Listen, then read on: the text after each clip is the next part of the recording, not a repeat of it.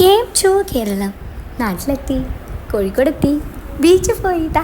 ബീച്ചിൽ പോയപ്പോൾ ഞാൻ ഈ പ്രാവശ്യം കണ്ട ഒരു പുതിയൊരു കാഴ്ചയാണ് കേട്ടോ. നല്ല ബോട്ട് സവാരി.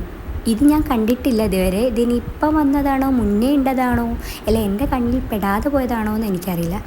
അതെടുക്കുന്നതിൻ്റെ ഇടയിൽ ഇതാ ഒരു കുട്ടി കുറുമ്പനെ ഞാൻ അവിടെ കണ്ടിട്ടോ. ആശ നന്നായിട്ട് എൻജോയ് ചെയ്തിട്ടാണ് അവിടെ ഇരിക്കുന്നത്.